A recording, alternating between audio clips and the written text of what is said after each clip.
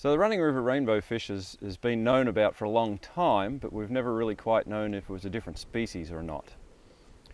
So a colleague of mine, Michael Hammer from Northern Territory Museum, and I were out and we discovered that there was another species of fish in here that wasn't here originally and had been introduced upstream and was washing downstream.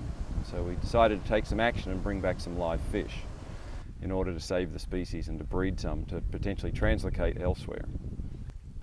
So the next stage of the project was we needed to be sure whatever fish we bred were genetically pure. So we undertook a crowdfunding project to fund the genetic work. One of the problems we had is that because we didn't have a formal national government status for this species, you couldn't attract funding from government, and so the funding for this has all come from universities or our in-kind time or from aquarium societies or whatever.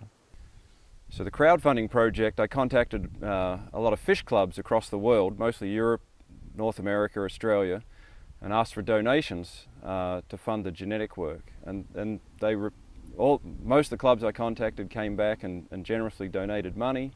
We ended up raising about $10,000 and were able to sequence a lot of fish. So those fish are being shipped up to James Cook Uni, where some colleagues from Trop Water are holding the fish and on-growing them before we release them up here. In collaboration with the Australian Wildlife Conservancy, we've found a couple sites on one of their properties neighbouring here that flow into the Running River, so we can put some fish into there where there's no rainbow fish, and that'll hopefully secure the survival of the species. Deception Creek and Puzzle Creek are both primarily on land owned by the Australian Wildlife Conservancy, which is a brilliant non-for-profit.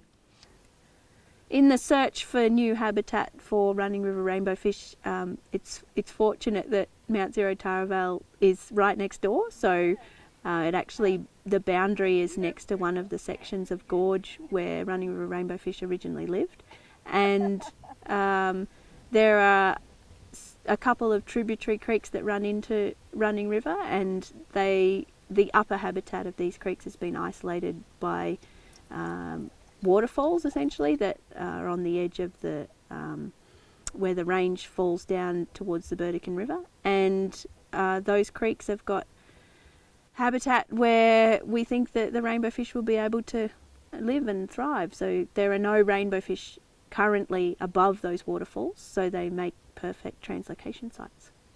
They were ideal because they flowed into Running River, and they also had a lot of large barriers towards the base of the creeks, which prevented the upstream movement of most species of fish, including rainbowfish.